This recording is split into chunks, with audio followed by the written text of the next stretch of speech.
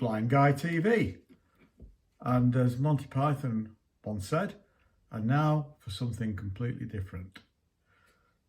Well, I'm going to be building a radio control model aeroplane. Yes, I'll be using super glue. I'll be using very sharp scalpel knives, hacksaw blades, a motorised bench saw, and I can't see anything. What could possibly go wrong?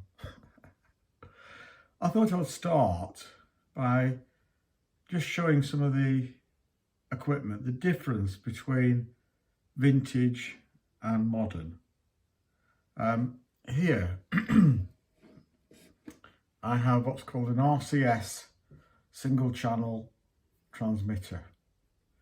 It's got a single switch for on and off and a button to control which way the plane goes. It's rudder only. So you push the button and the rudder goes one way. When you let go of the button, it goes straight. Push the button again and it goes the other way, the opposite way. And that's it. So you control the whole flight from a couple of button presses. It usually has a very, very long aerial. I haven't put it on. I stabbed myself with it. And RCS stands for Radio Control Supplies, I believe. It's a long gone English supplier of radio control equipment. The Airborne Pack consisted of a receiver that received the signal from the transmitter. There we go. And it's on 27 megahertz. It's not crystal controlled. So unlike the crystal control units where you could fly 6 model aircraft at once, each one on a different channel, this one you can only fly 1 aircraft at once because it's on the entire 27 megahertz channel. And the problem with that is CB radios are also on 27. So if you flew this nowadays, you'd be in for trouble. Yeah, you would be shot down by errant radio waves. See the aerials there, and the wiring going to the rest of the equipment, which is a battery pack, which is a 3 AA batteries, so it's 4.5 volts, and what we call an escapement. Now this escapement is a little bit similar to what you find in an old grandfather clock, for instance. It doesn't have a pendulum, but what it does have are two bits of wire. So what happens here is this one here is attached with a long rubber band down the fuselage, which is wound up, a bit like you're flying a rubber band powered model aeroplane, and it causes tension on this. When this solenoid there, can you see that moving? So when you push the button here, click, this releases the solenoid, which moves this escapement onto the next part of the escapement. Yeah, uses some of the power in the wound up rubber motor and causes this one to move one way or the other. That's attached to the rudder, which means the rudder goes either to the right as you're looking at it or to the left as you're looking at it, and therefore that controls the aeroplane in the sky. Probably a little diesel engine on the front. Wah, wah, wah, wah. Great fun. Now moving to this. This is the modern day equipment. Look at this piece of kit. You've got 2 joysticks, as you can see. You've got elevator up, elevator down. Yeah, down is that way, up is that way, back towards you. Roll right, roll left. Here, you've got throttle up, throttle down, rudder to the right, rudder to the left, and it's all proportional. So if you move that stick that much, the servo in the airplane will just move that much. If you move it more, it'll move more. totally proportional. Little trimmers underneath to trim your like the roll on that or the yaw on that. Loads of switches. You can see that you've got a 3-position switch there and a 2-position, no 3 there. Got a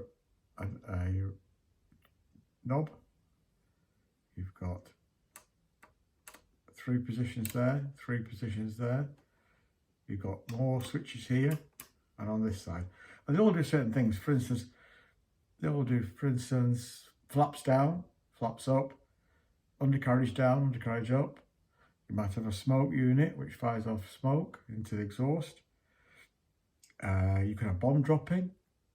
You can have an autopilot which you switch on or switch off. It's just amazing. It's all computerized. And you'll think it was really, really, really expensive. But unlike this unit, which in 1964 was about £100, right? That was £100, which is equivalent to about £1,000 today. This unit, you can buy probably brand new for about something similar anyway, for £150. This unit, as I said, was on 27 megahertz. This unit is on 2.4 gigahertz. And this unit, you can fly as many model aeroplanes in the sky as you like at the same time. Phenomenal piece of equipment. Too complicated for me, to be honest. As you can tell, I much prefer the click right, click left. So, there we have it. I got into models. Well, my dad was an Aria pilot in the war, Mosquito pilot. He was very highly decorated. He got the Polish equivalent of the Victoria Cross. He flew Wellington bombers in 304 Squadron and Mosquitoes in 307 Squadron. He died unfortunately in 1989, and our last conversation ever was about how nice the weather was to glide. There we go, that's life. So I still live my childhood through my models, and I'll be building one using this strip balsa wood. You can see it. And these sheets of balsa wood, 1/8 thickness.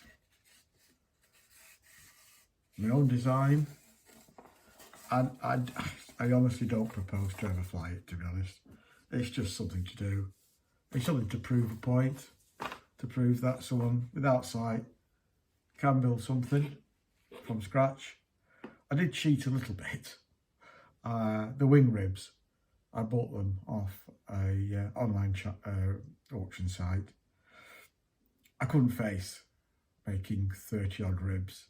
It's hard enough when you can see what you're doing. But if you can't see, like me, well, it's a complete and utter nightmare. So I bought those. They're all laser cut. They make life a lot easier. The wings, I probably make the wings in a day. Yeah. So if you continue following this channel, you'll see the next update. It won't be that often. It took me 45 years to build that boat, and it's still not finished. So yeah, continue watching. Subscribe, please. Like if you like it. Comment. I'd like to hear your modelling, aeronautical, shipping, boating, RC cars. Yeah, I'd like to hear all about it, please. And pass it on to your friends. And I'm going to have to reach up to the camera to switch it off, so forgive me reaching up now and switched it off. So there we are. There we go, just there. And it's bye from me.